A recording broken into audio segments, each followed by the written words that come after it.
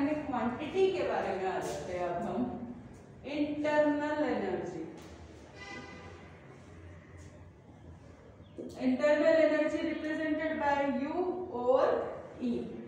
You से भी बताते हैं बेटा हम इंटरनल एनर्जी को, और ई से भी, जनरली हम यू से बताते हैं। इंटरनल एनर्जी क्या होता है?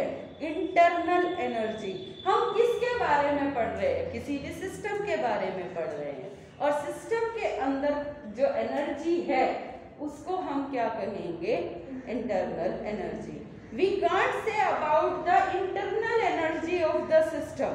हम कभी भी किसी सिस्टम की इंटरनल एनर्जी नहीं बता सकते कि कितनी है, लेकिन उसका चेंज बता सकते हैं कि इंटरनल एनर्जी का चेंज कितना हुआ। आप ये नहीं बता सकते कि मैं एक जनरल लेके चल रही हूँ, मैं ये नहीं बता सकती कि निकिता के अंदर या आप कीर्ति के अंदर कितना कैलिबर है, लेकिन मैं ये ऑब्जर्व कर सकती हूँ कि उसमें कैलिबर में कितना चेंज है बाय गिविंग अ टेस्ट। मैं इसको टेस्ट दूंगी, टेस्ट में जो स्कोरिंग मार्क्स होंगे मींस जो चेंज मैं ऑब्जर्व करूंगी, तो वही तो मैं मेजरेबल है, उसी को ही मैं कैलकुलेट कर सकती हूँ। तो internal energy is the energy contained in a system is called its internal energy. We can not measure the internal energy of the system, we can observe the change in internal energy of the system. तो internal energy change हम observe करते हैं कभी भी किसी भी system के अंदर। क्या ऑब्जर्व करते हैं बेटा? Internal energy change, that is delta U क्या है? Final state minus initial state. Is it clear बेटा? So this is the internal energy change. और इंटरनल एनर्जी चेंज अपने आप में कैसी क्वांटिटी है? It is a state function. कैसा फंक्शन है बेटा ये? State function. हम ये नहीं बता सकते ना कैसे चेंज हुआ है, क्योंकि पाथ पे नहीं डिपेंड करते। It depends on the initial and final state of the system, that is the state function. Clear है बेटा? और इंटरनल एनर्जी चेंज की यूनिट की अगर हम बात करते हैं बेटा, यानी एक जूल में अगर हम बात करते हैं, एनर्जी की यूनिट जूल हो सकती है बेटा, जूल। और क्या होता है? 10 की पावर 7 अर्जेस भी होते हैं। एक और यूनिट है, एक जूल अपने आप में कितना होता है? 10 की पावर 7 अर्जेस। और एक और बात बेटा कि जब हम इंटरनल एनर्जी चेंज के बारे में बात करते हैं, अगर U2 is greater than U1 and U2 is less than U1, what is the means of these two terms? अगर U2 ग्रेटर है तो इसका मतलब जो हमारी फाइनल एनर्जी आई इंटरनल एनर्जी वो ज्यादा होती है, मतलब चेंज पॉजिटिव हुआ है। अगर चेंज नेगेटिव हुआ है यानी हमें सिस्टम में एनर्जी देनी पड़ेगी, तभी तो उसके अंदर चेंज बैलेंस होगा। यानी U2 माइनस U1 के बारे में अगर हम कहते हैं कि इंटरनल एनर्जी फाइनल जो है वो फाइनल वाली ग्रेटर है, तो यानी उसने कुछ एनर्जी एक्स्ट्रा ऐड हुई है, या हम कह सकते हैं उसमें से कुछ एनर्जी बाहर निकल गई है। अगर U1 is greater than U2, U1 is greater than U2, यानी जो उसके अंदर एक्स्ट्रा एनर्जी आई है वो आपने डाली है, ऐड नहीं हुई है, उसके अंदर कहीं और से आई है, उसकी खुद की एनर्जी नहीं है। गॉट इट और नॉट?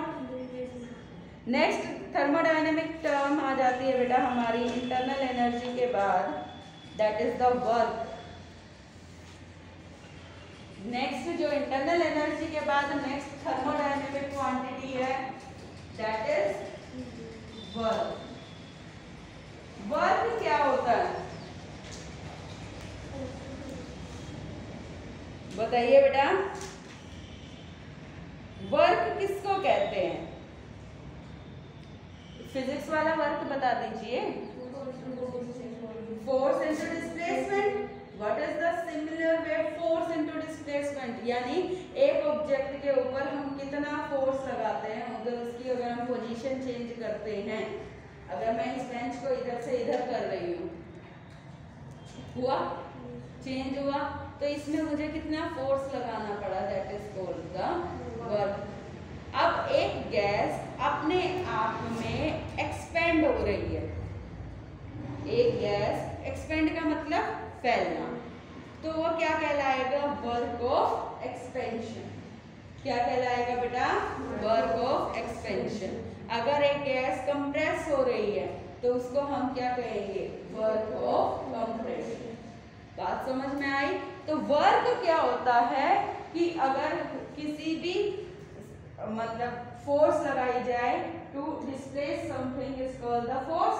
10th क्लास से पढ़ते आ रहे हैं बेटा, 9th से ही पढ़ते आ रहे हैं कि फोर्स क्या है। अगर किसी का कोई फोर्स वर्क क्या है, किसी पर फोर्स लगा रहे हैं और वो कुछ स्पेस को मूव कर रही है, मीन्स पोजीशन चेंज हो रही है, that is called the work. और अगर हम जनरल कहते हैं work is equal to force into में डिस्प्लेसमेंट, एल कह सकते हैं। बोलो डी क्या लिखा है मैंने, स्मॉल चेंज के लिए। डी किसके लिए लिखा है बेटा, स्मॉल चेंज के लिए।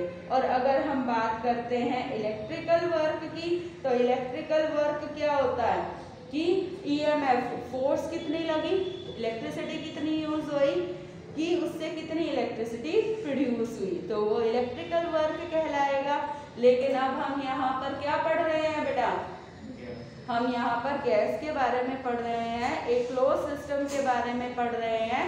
तो यहाँ पर हम अगर किसी सिस्टम ने काम किया, एक जनरल वर्ड अपने दिमाग में क्लियर करके चलिए, अगर गैस एक्सपेंड हो रही है तो उसके ऊपर किसने काम किया, मतलब कैसे एक्सपेंड हो रही है, कौन इन्वॉल्व है उसमें। अगर गैस किसी कंटेनर में एक्सपेंड हो रही है तो उसके अंदर कौन, किसकी इन्वॉल्वमेंट स्ट्रॉन्ग है,